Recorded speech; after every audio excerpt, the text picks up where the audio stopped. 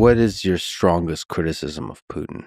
He's a dictator who's very bloody, as repressive as you can be of political opposition, internal opposition. He's kleptomaniac of his country's resources, has enriched himself as much as he could, as he has with the cronies around him. He's not just acted to destroy internal opposition in Russia, but has gone to other countries, including my own country of birth, and killed people on our soil, using, as it happens, weapons of mass destruction. The use of polonium in the center of London, not good. The use of incredibly dangerous nerve agents that could kill tens of thousands of people in a charming cathedral city like Salisbury, not good. If the sort of apologists of Putin would say, well, he's just a sort of tough man who's looking after his house business, it's like, well, I don't think, even if you think he has the right to do that he should be doing it in third countries, deliberately using weapons that are meant to show that you could take out tens of thousands of British citizens. Yeah, I mean, that's just for starters. What do you make for, do you think he's actually popularly elected? No. Do you think the results of the elections are fraudulent? Yes. I mean, do you think it's possible that it's just that the opposition has been eliminated and he's legitimately popularly elected? It definitely helps a chap if he's killed all of his opponents. Something about using the term chap in that context is just marvelous. But, I know, I mean, but I mean, seriously, if people are worried about, this is another of the sort of slightly Alice in Wonderland things recently about Zelenskyy, as people are saying, why hasn't he's a dictator because he hasn't held elections during a total war of self-defense?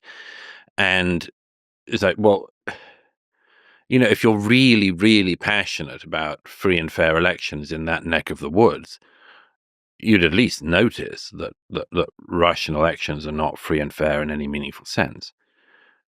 But this doesn't mean that you have to say that, therefore, they should have Western-style elections and freedom, that Russia is ready to go and become a Western liberal democracy. It doesn't mean any of that at all. It's just at least note that this is what Putin is. What do you think is the motivation for his invasion of Ukraine in 2022?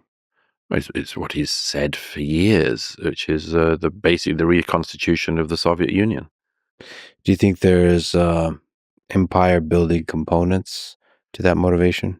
I would trust most my friends in Eastern Central Europe who certainly do think that.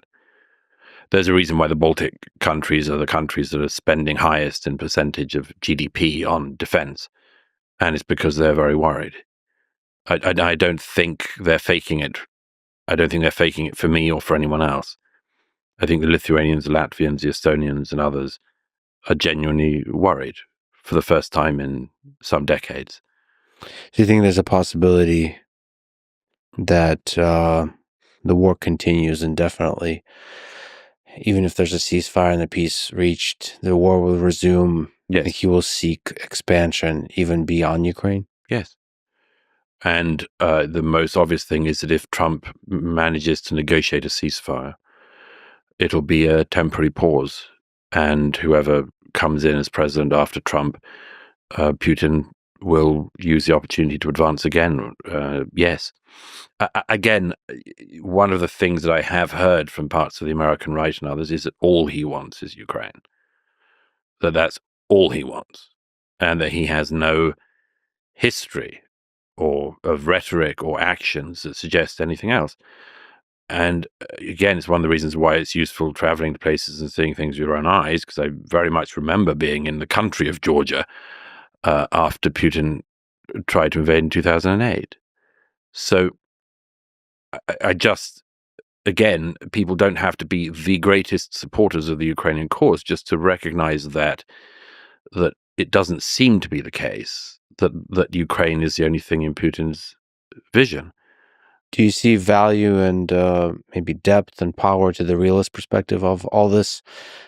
Somebody like John Mearsheimer's formulation of all this, that in these invasions of Georgia, of Ukraine, It's using military power to expand the sphere of influence in the region in a cold calculation of geopolitics.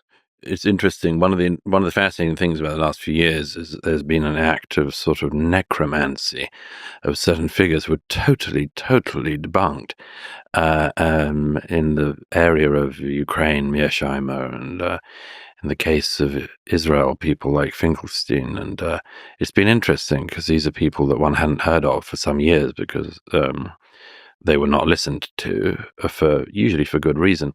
But by the way, first of all, I'm very skeptical of the term realist in foreign policy because most people, to some extent, will say that they are a realist in foreign policy. Very few people are surrealists in foreign policy. Very few people are unrealists. I would like to meet them. A surrealist foreign policy analyst. We did mention Alice in Wonderland, so yeah, I mean, maybe we should introduce the term. But I mean, if you want to look gimlet-eyed out across the world, you're a realist.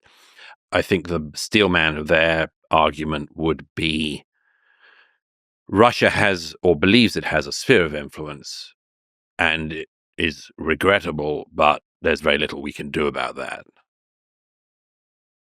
That would be about the best version of that argument that you can make. Well, to expand on that, steelman, isn't this how superpowers operate in the dark, realist/surrealist way? Meaning the United States uses military power to have a sphere influence over the whole globe, really. China appears to be willing to use military power to expand its sphere of influence. And political power, yeah, more importantly in the case of China. Political power. Non-kinetic warfare to take over areas, Hong Kong being the obvious one. But behind that, isn't there always a kinetic threat? Oh, yeah, of course, yeah. I mean, you disappear some booksellers and students who are protesting, of course. But to go back to this, yeah, of course. Okay, countries believe they have or would like to have spheres of influence. I do think at some point that the so-called realists on that have to try to decide how much leeway that allows you to give to a fairly rapacious regime. And it's not. I mean, it's not the easiest calculation always to make.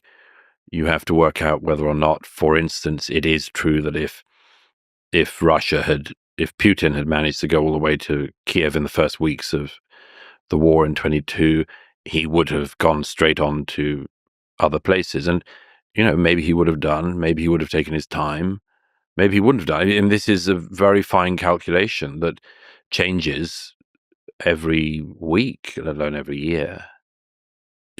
My friends in Georgia, I thought, were wildly off the mark when they were believing that after 2008 they could get, for instance, either NATO membership or EU membership, and I thought that was completely unlikely, and I still think it's unlikely and almost certainly undesirable for Europe and for NATO, because you've got to be very careful and obviously this is one of the issues with Ukraine and has been since the 90s is, are you going to set up a tripwire to start World War III? And that's not a small thing to consider.